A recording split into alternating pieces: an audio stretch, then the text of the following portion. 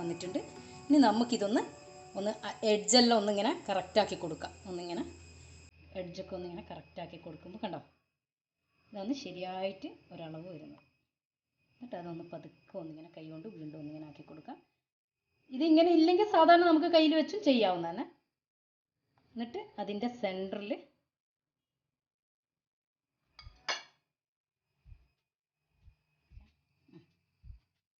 ഈ കറക്റ്റായ അളവാണ്. ഇനി ഇതിൻ്റെ സെൻറ്ററിൽ നമുക്ക് കൈ കൊണ്ട് ഒന്നിങ്ങനെ ചെയ്ത് കൊടുക്കാം. കൈ കൊണ്ടല്ലെങ്കിൽ വേറെ എന്തെങ്കിലും ചെറിയ എന്തെങ്കിലും ടോപ്പോ എന്തെങ്കിലും വെച്ചിട്ടും ചെയ്യാം. ഞാൻ പക്ഷേങ്കിൽ എൻ്റെ എളുപ്പം ഇതാണ്, കൈ കൊണ്ട് ഇങ്ങനെ ആക്കുമ്പോൾ കറക്റ്റ് ആ ഒരു ഷേപ്പ് കിട്ടും. കണ്ടോ, ഇപ്പോൾ ശരിയായിട്ടൊരു ഡോണറ്റിൻ്റെ ആ ഒരു പെർഫെക്റ്റിൽ കിട്ടിയിട്ടുണ്ട്. ഇത് കണ്ടോ, ആ ബാക്ക് സൈഡിൽ ഒന്നുകൂടെ കൈയിട്ടിട്ട് ഒന്നിങ്ങനെ ചെയ്ത് കൊടുക്കാം. അപ്പോൾ അത് ശരിക്കും പെർഫെക്റ്റായിട്ട് കിട്ടും. കണ്ടോ, ഇനി നമുക്കത് ഇതൊന്ന് കോൺഫ്ലോറും മൈദയും കൂടിയിട്ട് ചെയ്ത് വെച്ച കൂട്ടാണ്. അതൊന്ന് പതുക്കെ അതിലേക്കൊന്ന് ഡിപ്പ് ചെയ്യാം.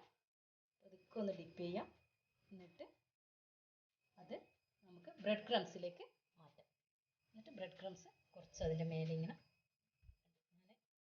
അതിൻ്റെ മുകളിൽ ഇങ്ങനെ ഇട്ട് കൊടുക്കുന്നുണ്ട്.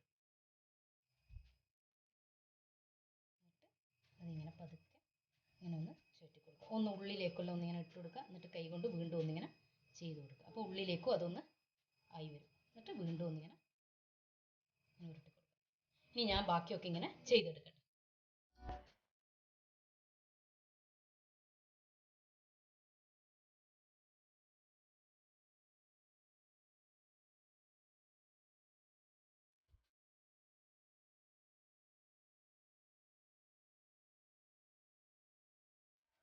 ഞാനിതൊക്കെ നന്നായിട്ട് ചെയ്ത് വെച്ചിട്ടുണ്ട്. ഇനി ഇത് ഞാൻ ഡീപ്പ് ഫ്രൈ ചെയ്തിട്ട് എടുക്കാം.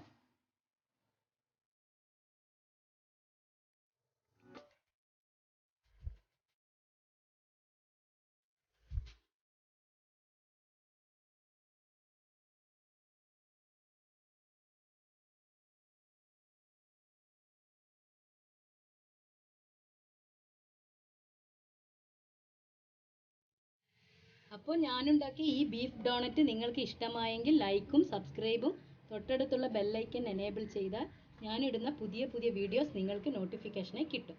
ബൈ.